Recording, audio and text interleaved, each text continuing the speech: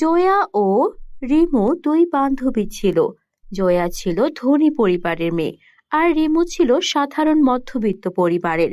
জয়ার বাবা ছিল অনেক বড় বিজনেসম্যান, কিন্তু জয়ার বাবা যেহেতু বিজনেসের কাজে শহরে থাকতেন, তাই জয়া ওর মায়ের সাথে গ্রামেই থাকতো। জয়া গ্রামের সাধারণ স্কুলেই পড়াশোনা করত, কিন্তু ওর বাবা মায়ের টাকা পয়সার কোনো কমতি ছিল না। অন্যদিকে রিমুর বাবা মায়ের টাকা পয়সার তো অভাব ছিলই, তার সাথে ওদের এত বড় ব্যবসাও ছিল না। মধ্যবিত্ত পরিবারের হওয়ার কারণে রিমুকে অনেক কিছুই মুখ বুঝে সহ্য করে নিতে হতো। রিমু আর জয়ার বন্ধুত্ব এই সব টাকা পয়সার ঊর্ধ্বে ছিল। ওরা দুইজনের অনেক ভালো বন্ধু ছিল। এভাবেই ওরা একসঙ্গে মিলেমিশে পড়াশোনা শেষ করে, আর তারপর দুইজনের বিয়ে একই দিনে ঠিক হয়। জয়ার বিয়ে ঠিক হয় একটা অনেক ধনী পরিবারের ধনী ছেলের সাথে, আর রিমুর বিয়ে ঠিক হয় মধ্যবিত্ত পরিবারের একটা ছেলের সাথে। এটা নিয়ে ওদের কোনো আফসোস ছিল না। ওরা যার যার অবস্থানে অনেক খুশি ছিল। তারপর রিমু আর জয়া ওদের বিয়ের শপিং এর জন্য বেরিয়ে পড়ে। জয়া বলে, দেখ রিমু, আমার সঙ্গে তো যাচ্ছিস, তোর যদি কোনো কিছু পছন্দ হয় তুই কিন্তু নিয়ে নিবি, কেমন? আমাকে কিন্তু বলতে আবার লজ্জা পাস না। আরে না না, কি বলছিস জয়া, তোকে আবার বলতে লজ্জা কিসের? কিন্তু আসলে আমার অন্য কিছু পছন্দ হয় না। তুই তোর জন্য শপিং কর না, আমি তো তোকে শপিং করে দিতে এসেছি। আমি তোর জন্য বেস্ট বেস্ট সবকিছু চুজ করে দেব, ঠিক আছে? হ্যাঁ, তুই তো আমার বেস্ট বান্ধবী। চল চল, শোন, আমি না আমার বিয়ের জন্য একটা লেহেঙ্গা দেখেছিলাম অনলাইনে, চল ওটা আগে দেখি, অনেক সুন্দর। তারপর জয়া ও রিমু সেই শপিং মলে যায় আর দেখে সেখানে খুব সুন্দর একটা সোনার লেহেঙ্গা চকচক করছে। জয়া এটা দেখে বলে, এই দেখ, এটাই তো আমি পছন্দ করেছিলাম অনলাইনে। এই সোনার লেহেঙ্গাটা পরলে আমাকে অনেক সুন্দর লাগবে। শোন, আমি কিন্তু আমার বিয়েতে এটাই পরবো।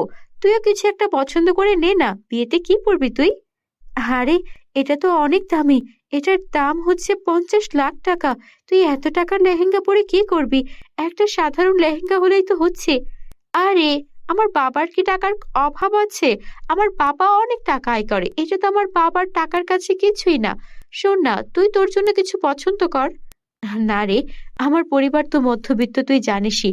আমি পুরনো কোনো একটা লেহেঙ্গা পরে বিয়ে করে নেব, এসব নিয়ে আমার এত চিন্তা নেই।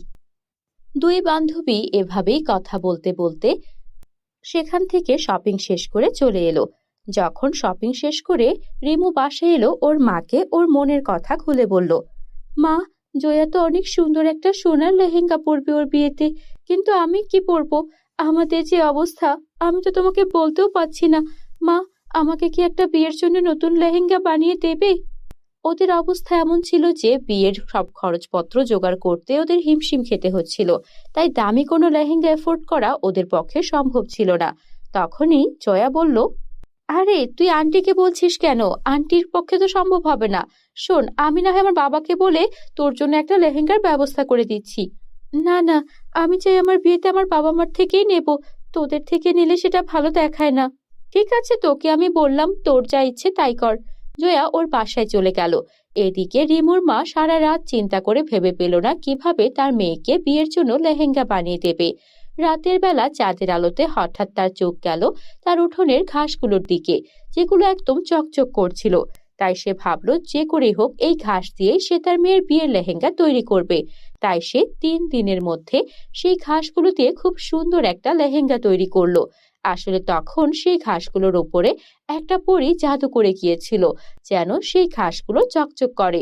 আর সেই জাদুর ঘাসগুলো দিয়েই রিমুর মা তার মেয়ের জন্য বিয়ের লেহেঙ্গা তৈরি করে। বিয়ের দিন সেখানে জয়া সোনার লেহেঙ্গা পরে আসে, অন্যদিকে রিমু পরে আসে ওর মায়ের বানানো ঘাসের লেহেঙ্গা, যেটা দেখতে যেন হীরার মতো চকচক করছিল।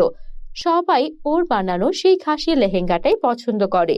এমনকি সেই বিয়েতে যারা এসেছিল সবাই সেই লেহেঙ্গা এত পছন্দ করে যে রিমুর মায়ের কাছে অনেক অনেক লেহেঙ্গার অর্ডার চলে আসে। আর রিমুর মা একের পর এক সেই জাদুর ঘাস থেকে লেহেঙ্গা বানাতে শুরু করে। যেহেতু সেগুলো জাদুর ঘাস ছিল, সেগুলো না নষ্ট হতো না শেষ হতো। এভাবেই এক রাতের মধ্যে রিমুদের পরিবারের ভাগ্য বদলে যায়, আর রিমু আর ওর পরিবার অনেক সুখে শান্তিতে বাকিটা জীবন কাটাতে থাকে। বন্ধুরা, তোমরা যদি আমাদের চ্যানেলে নতুন হয়ে থাকো, আমাদের চ্যানেলটিকে সাবস্ক্রাইব করে বেল আইকন অন করে দিও। এক গ্রামে লিপিকা নামের একটা গরিব মেয়ে বাস করত। লিপিকার বাবা মা মানুষের জমিতে কাজ করে সংসার চালাতো।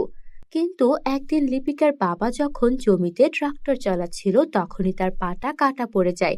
আর এমন বিপদে তাড়াতাড়ি করে লিপিকার বাবাকে আশেপাশের মানুষজন হাসপাতালে ভর্তি করে। ডাক্তার লিপিকার বাবাকে দেখে বলে, আপনারা নিয়ে এসেছেন তো রোগীকে, কিন্তু ওনার পা তো কাটা পড়েছে, তাই উনি সারা জীবনের মতো পঙ্গু হয়ে গেছেন। উনি আর কোনো কাজ করতে পারবেন না।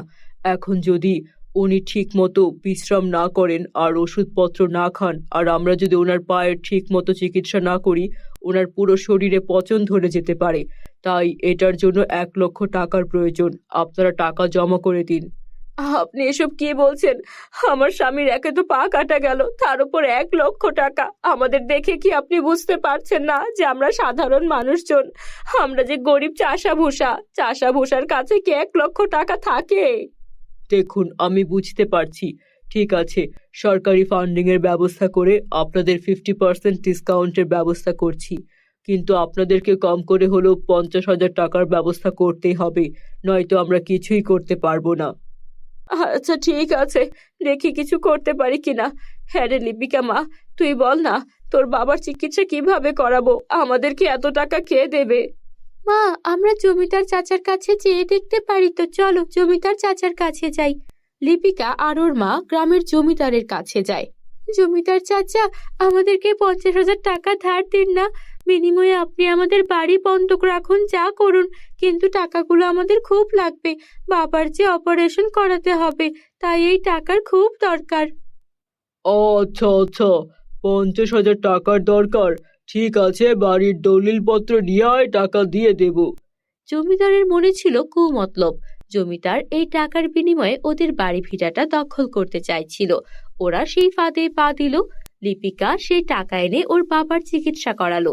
কিন্তু বাবা বাড়িতে আসার 1 সপ্তাহ পরে জমিদার তার দলবল নিয়ে এসে ওদেরকে বাড়ি ছাড়া করে গ্রাম থেকেই তাড়িয়ে দিল। মা, দেখেছো, জমিদার ইচ্ছে করে আমাদের তখন টাকা দিয়েছিল, যেন ওই 50,000 টাকার বিনিময়ে সে আমাদের বাড়ি ভিটাটা দখল করতে পারে। কেন যে এই সকল ধনী মানুষদের লোভ শেষ হয় না বলতে পারি না। মা, তুমি এখানে বসো, আমি একটু সামনে থেকে হেঁটে আসি। আমি তো শুনেছিলাম ওই সামনে নাকি শহরের রাস্তা। যদি আমি আজকে সকাল সকাল শহরের জন্য বেরিয়ে পড়ি, তাহলে তো সন্ধ্যের মধ্যে কোনো না কোনো কাজের ব্যবস্থা করতেই পারবো। আমি বরং শহরের পথেই রওনা হই। যাবি মা শহরে? ঠিক আছে, এই 3টা রুটি নিয়ে যা, তোর যদি পথে ক্ষুধা লাগে খেয়ে নিস। লিপিকা ওর মায়ের দেওয়া 3 রুটি নিয়ে শহরের পথে রওনা হয়। ওর মা আর বাবা একটা গাছের নিচেই অবস্থান করে। ওদের থাকার মতো কোনো জায়গাই ছিল না।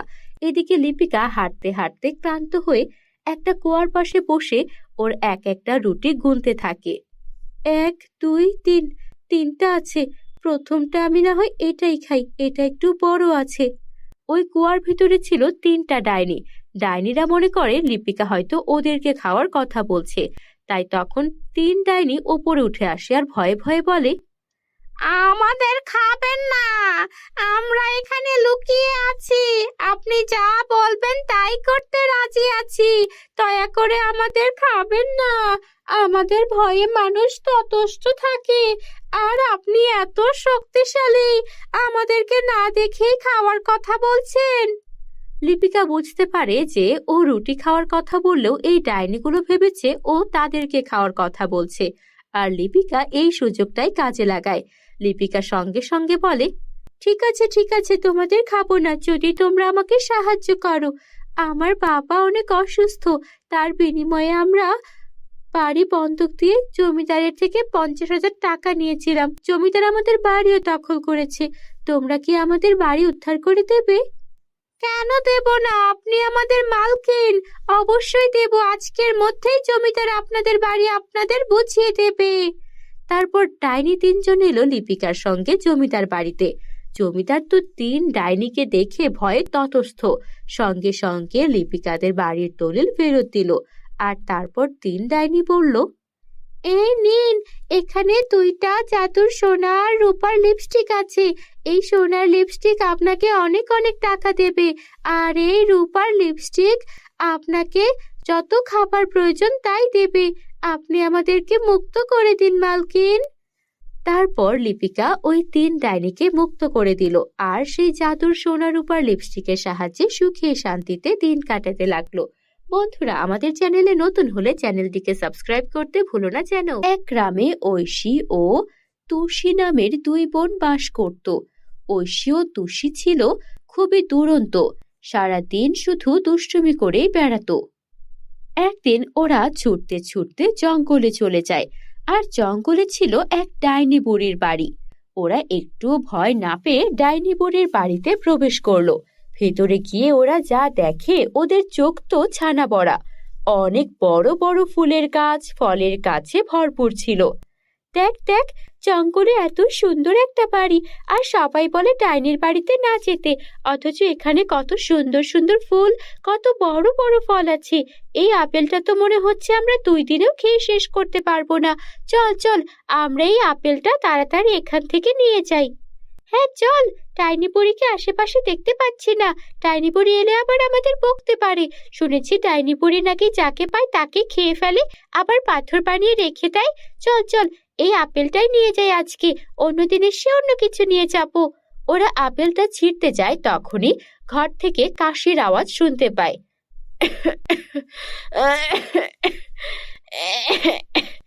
কে রে, আমার বাগানে কে? ওই তো রে, ডাইনি বুড়ি জেগে গেছে মনে হচ্ছে, আমাদের এখনই পালাতে হবে। একটু অসুস্থ হয়েছি বলে আমার বাগান থেকে চুরি করতে এসেছিস? দাঁড়া, এখনই পাথর বানিয়ে রেখে দেব। ডাইনি বুড়ি আমাদের পাথর বানিয়ে রেখে দেবে। চল বোন, পালাই পালাই। না বোন, উনি তো কাশছেন অনেক, উনি মনে হচ্ছেন খুব অসুস্থ। ডাইনি বুড়ি হলেও তো উনি একা থাকেন, ওনার তো ছেলে মেয়ে নেই।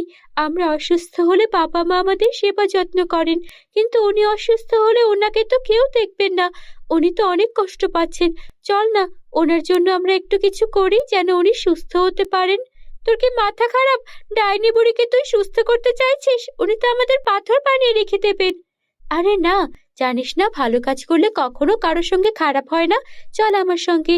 তারপর ঐশী আর তুষি মিলে ডাইনি বুড়ির ঘরে প্রবেশ করে। দেখে ঘরটা জীর্ণ শীর্ণ হয়ে রয়েছে, খাবার দাবার কিচ্ছু নেই, এক ফোঁটা পানিও নেই। ও বুড়িমা, তোমার দেখছি অনেক ঠান্ডা লেগেছে, তার উপর ঘরে কোনো খাবার নেই। আমরা যে তোমার বাগান থেকে আপেলটা তুলেছি, এটা কেটে দেব, এটা একটু খাবে? কে রে তোরা? সবাই আমায় দেখে ভয় পায়, পালিয়ে যায়, আর আমার ক্ষতি করতে চায়। তোরা আমার সেবা করতে এসেছিস? তো কি হয়েছে? তুমি তো বুড়িমা, তোমার মতো আমাদের একটা নানি কিংবা দাদিও থাকতে পারতো। তোমার তো অনেক কাশি হয়েছে, ঘরে কি আদা আছে? একটু আদার রস করে দিলে কাশি ভালো হয়ে যাবে, তোমার উঠতে হবে না। তারপর ঐশী আর তুষি ঘর থেকে আদা বের করে আদার রস বানিয়ে সেই ডাইনি বুড়িকে খাইয়ে দিল। বাহ, এখন একটু আরাম লাগছে। তোরা দেখছি বড্ড ভালো মেয়ে, আমার কাছে এসে সবাই আমার ক্ষতি করতে চায়। তাই তো আমি সবাইকে বলি যে আমি ডাইনি বুড়ি, যাকে ইচ্ছা তাকে পাথর বানিয়ে দিতে পারি।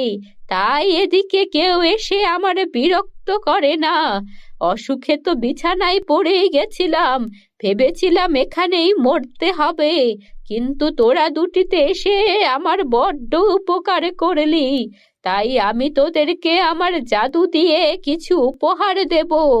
এই বলে ডাইনি বুড়ি কিছু জাদু মন্ত্র উচ্চারণ করতে লাগলো, আর সঙ্গে সঙ্গে ঐশী আর তুষির মাথায় সোনার চুল আর তুষির মাথায় রূপার চুল হয়ে গেল। এই চুল কখনো শেষ হবে না। আমি জাদু মন্ত্র ঠিক জানি, তবে এটা দিয়ে কারো কোনো ক্ষতি করি না। এই সোনার চুল আর রূপার চুল বিক্রি করে তোদের বাবা মা অনেক ধনী হতে পারবে। ও বুড়িমা, এগুলোর তো কোনো দরকার ছিল না, তুমি কত ভালো, তুমি চিন্তা করো না। আমি বাবা মার সঙ্গে কথা বলে তোমাকে আমাদের বাড়িতেও নিয়ে যাব, আর সবাইকে এটা বুঝিয়ে বলবো যে তুমি কারো কোনো ক্ষতি করো না। তবে এই বড় আপেলটাকে নিয়ে যাব। সে আর বলতে, তোরা এখন থেকে আমার দুই নাতনি, যখন ইচ্ছা আসবি আর বড় বড় মজাদার ফল নিয়ে যাবি। এরপর ওদের জীবনে আর কোনো দুঃখ রইল না। ওরা সোনা রূপার চুল বিক্রি করে ধনী তো হলোই, ডাইনি বুড়িকে ওদের সঙ্গে নিয়ে রাখলো। বন্ধুরা, আমাদের চ্যানেলে নতুন হলে চ্যানেলটিকে সাবস্ক্রাইব করতে ভুলো না যেন। এক গ্রামে মুন্নি ও তন্নি নামের দুই গরিব মেয়ে ওর বাবা মায়ের সাথে বাস করত। ওরা ওদের বাবা মাকে ভীষণ ভালোবাসতো আর শ্রদ্ধা করত। ওদের বাবা মায়ের টাকা পয়সা না থাকলেও তারা তাদের দুই মেয়ের লালন পালনের কোনো কমতি রাখতেন না। সারাদিন অন্যের জমিতে কাজ করে, অন্যের বাড়িতে কাজ করেও যে টাকা পেত তা দিয়েই তারা সবাই মিলেমিশে থাকার চেষ্টা করত। এভাবেই দিন যাচ্ছিল ওদের। কিন্তু মুন্নি ও তন্নি যত বড় হচ্ছিল, ওদের চাহিদা দিন দিন বাড়ছিল। আর ওদের সমবয়সী সবাই স্কুলে যাওয়া শুরু করলেও ওদের স্কুলে যাওয়ার মতো সামর্থ্য ছিল না। কারণ বাবা মা যে টাকা আয় করত তাতে দুবেলা ঠিক মতো খাওয়াও জুটত না। সেখানে দুই মেয়েকে স্কুলে পাঠানো তাদের জন্য খুবই কঠিন ব্যাপার ছিল। আর এই জন্য মুন্নি ও তন্নিরও ভীষণ মন খারাপ হতো। যখন সকালবেলা সবাই স্কুলে যেত, ওরা শুধু তাকিয়ে দেখত। এমনই একদিন ওরা রাস্তায় দাঁড়িয়েছিল, তখনই গ্রামের অন্যান্য শিশুরা স্কুলে যাচ্ছিল।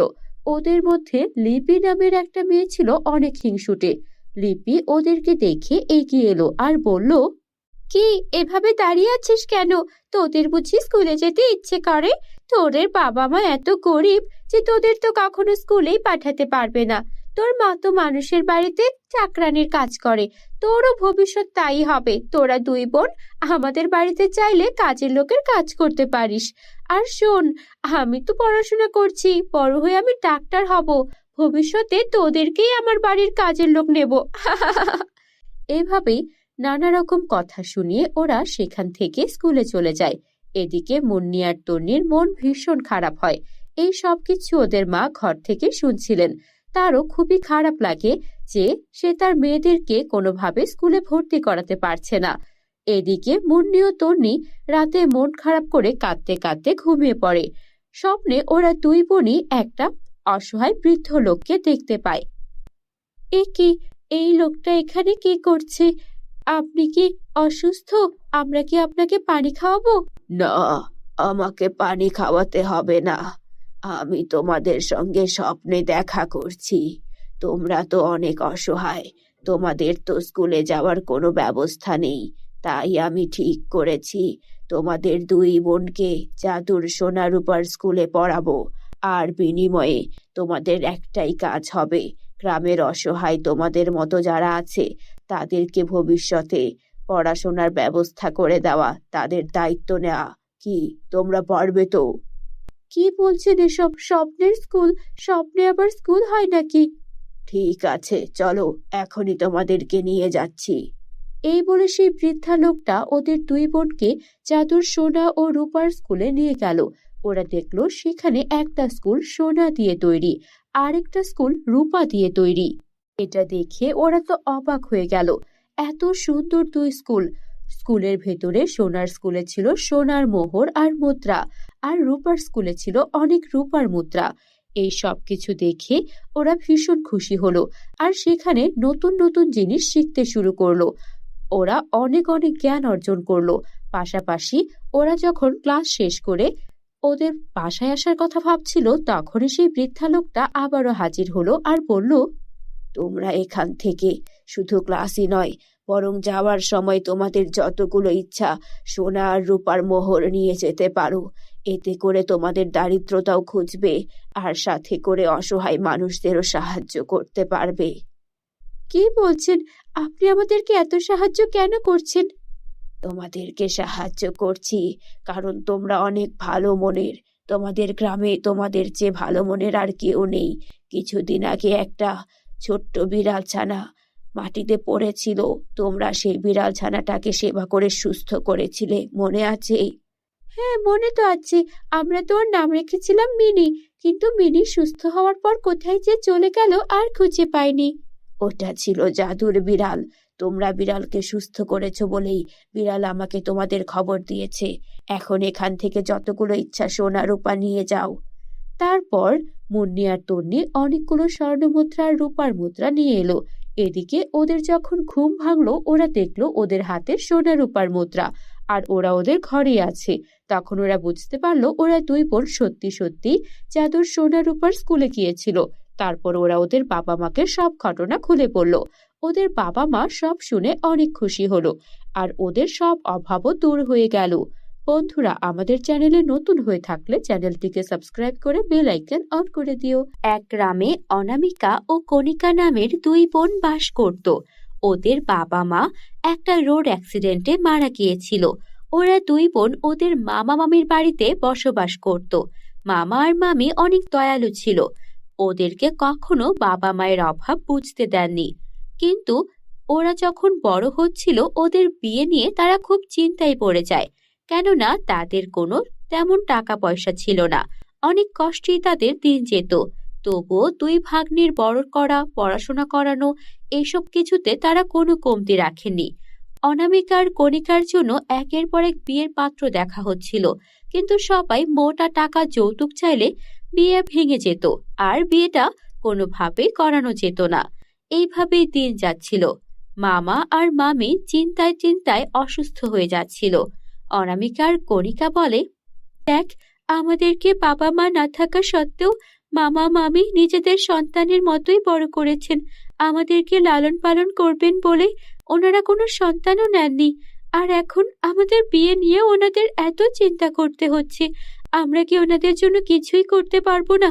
সারা জীবন কি ওনাদের থেকে নিয়েই যাব? হ্যাঁ রে, আমারও খুব খারাপ লাগে ভাবলে। আমরা তো মাত্র ভার্সিটিতে উঠেছি, আর আমাদের ভার্সিটির খরচও তো ওনারা জোগাতে পারছেন না। আমরা এমন একটা জায়গায় থাকি যেখানে টিউশন করিয়েছি কিছু টাকা আয় করব, তারও ব্যবস্থা নেই। তাই তো আমাদেরকে ওনারা বিয়ে দিয়ে দিতে চাইছেন। কিন্তু আমরা বিয়ে করে না হয় চলে যাব, তখন ওনাদের কি হবে? আমাদের কিছু একটা করা উচিত। হ্যাঁ, তুই ঠিকই বলেছিস। চল, আমরা কিছু একটা বিক্রি করতে শুরু করি। আমি তো ক্লাসে শাড়ির ওপর পেন্টিং করা শিখেছিলাম। আমরা বরং দুই বোন মিলে শাড়ির ওপর পেন্টিং করে সেগুলো অনলাইনে বিক্রি করতে থাকি। হ্যাঁ, ভালো আইডিয়া দিয়েছিস। এতে কিছু টাকাও জোগাড় হবে, আর আমরা মামা মামিকে টাকা পয়সা দিয়ে সাহায্য করতে পারবো। অনামিকার কণিকা অনলাইন থেকে শিখে কাপড়ের উপর পেন্টিং করা শুরু করলো। ওরা পেন্টিং করে শাড়ি, থ্রি পিস, ফতুয়া বিক্রি করতে থাকলো। বেশ কিছুদিন ওদের ভালোই চলছিল। কিছুদিন অনলাইনে কাজ করার পর ওরা একটা দোকান দিল, যেখানে ওরা regular sari, three piece, churidar এগুলো বিক্রি করত। মামা আর মামিও তাদের ভাগ্নিদের এত সুন্দর ব্যবসা দাঁড় করানো দেখে অনেক খুশি হয়। কয়েক বছর পর তারা নিজেরাই বিয়ের জন্য ভালো পাত্র খুঁজে পাবে, এই ভেবে তারা নিশ্চিন্ত হন। এভাবেই দিন যাচ্ছিল। একদিন ওদের দোকানে একজন বৃদ্ধা মহিলা আসে। বাবারা, তোমাদের এই দোকানের নাম অনেক দূর থেকে শুনে আসলাম। আমি বৃদ্ধ মানুষ, আমার পরনের শাড়িটাও ছিঁড়ে গেছে। যদি তোমরা আমাকে একটা শাড়ি দিতে, আমি তাহলে শাড়িটা পরতে পারতাম। ছেঁড়া কাপড় পরে বাইরে বেরোতেও লজ্জা করে। আমি মানুষের কাছে হাত পেতে দিন চালাই, কিন্তু পরনের পোশাকটাও যদি ছেঁড়া ফেরা হয়, কিভাবে ঘর থেকে বেরোবো বলো তো? আহারে বুড়িমা, আপনার কষ্ট দেখে তো আমাদের সত্যি খুব খারাপ লাগছে। শাড়ি না হয় আপনাকে দেব, কিন্তু এই বয়সে আপনি পথে ঘুরে ঘুরে কেন ভিক্ষা করবেন? আমাদের বাবা মা নেই, বাবা মায়ের কষ্ট আমরা বুঝতে পারি। আপনার কি কোনো ছেলে সন্তান বা মেয়ে নেই? না রে মা, আমার ছেলে মেয়ে স্বামী কেউ নেই। বন্যায় সব ভেসে গেল। এরপর আমি এভাবেই বাড়ি বাড়ি ঘুরে চেয়ে চিনতে দিন কাটাই। বুড়িমা, আপনার কষ্ট দেখে মনে হচ্ছে আমাদের কষ্ট কিছুই না। আপনি চিন্তা করবেন না, আমাদের এই দোকানের সবচেয়ে ভালো শাড়িটাই আপনাকে দেব। তবে আপনাকে কথা দিতে হবে, আপনি আপনার বাড়িতে গিয়ে আপনার ব্যাগপত্র নিয়ে আমাদের কাছে চলে আসবেন। আমরা এখন ভালো টাকা আয় করি। আপনার মতো একজনকে আমরা অবশ্যই লালন পালন করতে পারবো। তোমাদের মন দেখছি অনেক বড়। আমি তো তোমাদের পরীক্ষা করতে এসেছিলাম। এই বলে সেই বুড়িটা একটা পরীর রূপ ধারণ করলো। তোমরা অনেক ভালো মেয়ে। তোমরা একজন বৃদ্ধাকে চেনো না জানো না আশ্রয় দেওয়ার জন্য রাজি হয়ে গেছো। তোমাদের বাবা মা মারা গেছেন, তোমরা অনেক পরিশ্রম করে দোকানটা দাঁড় করিয়েছো। তবে আমিও তোমাদের সাহায্য করতে চাই। এই নাও, এটা হলো সোনার শাড়ি আর এটা হলো রূপার শাড়ি। সোনার শাড়ি দিয়ে তোমরা যত ইচ্ছা তত শাড়ি নিতে পারবে, আর সেই শাড়ি বিক্রি করতে পারবে, গরিব অসহায়দের দিতে পারবে। আর রূপার শাড়ি থেকে তোমরা যত ইচ্ছা তত টাকা নিতে পারবে। তাই এখন থেকে আশা করি তোমরা অসহায় গরিব দুঃখীদের এভাবেই পাশে থাকবে। এই বলে সোনা ও রূপার শাড়ি দিয়ে পরী সেখান থেকে উধাও হয়ে যায়। আর ওরা দুই বোনও পরীর দেওয়া জাদুর শাড়ি ব্যবহার করে অসহায় মানুষদের সাহায্য করতে থাকে। বন্ধুরা, তোমরা যারা যারা গল্পটি দেখছো তোমাদের নাম কমেন্টে লিখে জানাও। আমরা নেক্সট গল্প তোমাদের নাম দিয়ে বানাবো। অনেকদিন আগের কথা। এক গ্রামে রূপসী নামের একটা এতিম মেয়ে বাস করত। রূপসীর বাবা মা নদীতে মাছ ধরতে গিয়ে মারা যায়। এরপর থেকে রূপসী একাই সেই গ্রামেই থাকতে শুরু করে। কখনো এই বাড়িতে, কখনো ওই বাড়িতে, আবার কখনো জমিদার বাড়িতে। এভাবে করেই রূপসীর দিন কাটছিল। ওর বাবা মা মারা যাওয়ার পর ওই বাড়িতে থাকতেও ওর ভীষণ ভয় হতো, কেননা রূপসী ছিল খুবই ছোট। একা একা একটা বাড়িতে থাকা ওর মতো বাচ্চা একটা মেয়ের জন্য খুবই দুষ্কর ছিল। এভাবেই দিন যাচ্ছিল। ওর বাড়ি থেকে থেকেই রূপসী বড় হচ্ছিল। কিন্তু রূপসী যখন বড় হয়ে গেল, ও দেখতে অনেক বেশি সুন্দর হতে লাগলো। আর ওকে দেখে সবাই ভীষণ পছন্দ করতে শুরু করলো। জমিদার বাড়িতে রিমি নামে জমিদারের একটা মেয়ে ছিল। রূপসীকে এত সুন্দর দেখার কারণে রিমি রূপসীকে দারুণ হিংসা করত। বাবা, তুমি রূপসীকে আমাদের বাড়ি থেকে তাড়াও না কেন? ও কেন আমাদের বাড়িতে থাকে? আমি তোমার মেয়ে নাকি রূপসী তোমার মেয়ে? তুমি ওকে আদর করো এত বেশি, আমাকে তো আদর করো না। কে বলেছে আমি তোকে আদর করি না? তুই তোর নিজের স্বভাব পাল্টা। তুই বড়দের সঙ্গে ভালো করে কথা বলা শেখ। তুই বড়দের সম্মান করিস না। আর রূপসীকে দেখ, বাবা মা মরা মেয়েটা, তারপরে সবাইকে কত সম্মান করে, কত শ্রদ্ধা করে। পরীক্ষার রেজাল্টও সবসময় ভালো হয়। আমার তো মনে হয় আমার মেয়ে তুই না হয়ে রূপসী হলেই ভালো হতো। বেয়াদব মেয়ে একটা, যা এখান থেকে। জমিদারের কথা শুনে জমিদার কন্যা রিমির মন আরো বেশি খারাপ হয়ে গেল। সবকিছু এই রূপসীটার জন্য হয়েছে। অনাথ একটা মেয়ে আমাদের বাড়িতে আশ্রিতা হয়ে আছে, আর আমার বাবা মায়ের ভালোবাসা সব ও নিয়ে নেয়। ওকে তো আমার মনে হচ্ছে আমি ওকে গলা টিপে মেরে ফেলি। সব হয়েছে ওর এই সৌন্দর্যের জন্য, ওর এই সুন্দর সুন্দর চুল আর ওর এই এত সুন্দর রূপের জন্য। আমি এমন কিছু করব, না থাকবে ওর রূপ, না থাকবে ওর ঘন কালো লম্বা চুল। এই ভেবে রিমি চলে যায় গ্রামের এক তান্ত্রিকের কাছে। বাবা, আপনি আমাকে সাহায্য করুন। বিনিময়ে আমি আপনাকে অনেক অনেক টাকা দেব। আপনি তো জানেন আমার বাবা জমিদার, টাকার কোনো অভাব আমার নেই। আমি শুধু চাই ওই রূপসীর মাথার সব চুল পড়ে যাবে, আরও দেখতে কালো কুৎসিত হয়ে যাবে, যেন কেউ ওকে দেখতে পছন্দ না করে। সবাই যেন ভাবে ও একটা অভিশপ্ত মেয়ে, তাই ওর সঙ্গে এমনটা হয়েছে। তুই ঠিক জায়গায় এসেছিস। এই নিয়ে যা, এই জাদুর পানিটা ওর খাবারে মিশিয়ে দিবি। তারপরেই তান্ত্রিক বাবার খেলা দেখতে পাবি। হু হা হা হা হা। এই নিন বাবা, এখানে 50,000 টাকা আছে, আমি আরো টাকা দেব যদি কাজ হয়। তারপর রিমি বাসায় গিয়ে রূপসীর খাবারে সেই পানি মিশিয়ে দিল। রূপসী সেই খাবার খেয়ে রাতে ঘুমিয়ে পড়ল। বন্ধুরা, তোমরা যারা যারা গল্পটি দেখছো তোমাদের নাম কমেন্টে লিখে জানাও। আমরা নেক্সট গল্প তোমাদের নাম দিয়ে বানাবো। সকালে ঘুম থেকে উঠে রূপসী নিজেকে দেখে অবাক হয়ে গেল। এ কি হয়েছে আমার? আমার মাথার চুল কোথায় গেল? আর আমার গায়ের রং এত কালো কেন হয়ে গেল? না না, এ তো বড় বিপদ হয়ে গেল। আমি একটা অনাথ এতিম মেয়ে, আমার সৌন্দর্য যদি এভাবে নষ্ট হয়ে যায়, সবাই তো ভাববে আমি কোনো খারাপ কাজ করেছি, তাই আমি অভিশাপ পেয়েছি। না না, এইভাবে হলে চলবে না। আমি কাউকে মুখ দেখানোর আগেই বাড়ি ছেড়ে চলে যাব। ভোর না হতেই রূপসী বাড়ি থেকে বেরিয়ে জঙ্গলে চলে গেল। এই মুখ কাউকে দেখানোর চেয়ে আমি জলে ডুবে আত্মহত্যা করব, সেটাই ভালো। বাবা মা তো ছিলই না, কত কষ্ট করে বড় হয়েছি, আর এখন কিনা আমাকে এভাবে কুৎসিত হয়ে বাঁচতে হবে? না না, কুৎসিত হয়ে বাঁচার চেয়ে মরে যাওয়ার ঢের ভালো। এই ভেবে রূপসী সেই জঙ্গলে থাকা এক পুকুরে ডুব দিল মরে যাওয়ার জন্য, কারণ রূপসী সাঁতার জানতো না। কিন্তু হলো উল্টা, রূপসী সেই পানিতে একটুও ডুবলো না। উল্টো সেই পানি থেকে বেরিয়ে এসে রূপসী দেখলো ওর গায়ের রং থপথপে সাদা হয়ে গেছে, আর মাথার চুল কালোর বদলে সোনার চুল হয়ে গেছে। এসব কি হচ্ছে? এই নদীর পানি, পুকুরের পানি, এমন তো ছিল না। আমি এই পুকুরটাতে নামলাম, আর পুকুরের পানিও কমে গেল, আর আমিও এত সুন্দর হয়ে গেলাম। এসব কিছু কি হচ্ছে? তখন পুকুর থেকে আওয়াজ এলো, রূপসী, তুমি কেন আত্মহত্যা করতে এসেছো? আমি জঙ্গলের পবিত্র পুকুর, তোমার মতো পবিত্র মেয়ে আমার পুকুরে পা রাখতেই আমি আমার পবিত্রতা আবারও ফিরে পেয়েছি, যা কিনা 100 বছর আগে হারিয়ে ফেলেছিলাম।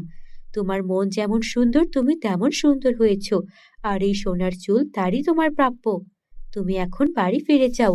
রূপসী আরো সুন্দর আর সোনার চুল নিয়ে বাড়ি ফিরে এলো। এটা দেখে ভয় পেয়ে গেল রিমি, আর এরপর ও আর কখনো ওর সঙ্গে খারাপ আচরণ করেনি। আমাদের চ্যানেলে নতুন হলে চ্যানেলটিকে সাবস্ক্রাইব করে বেল আইকন অন করে দিও। Bye bye.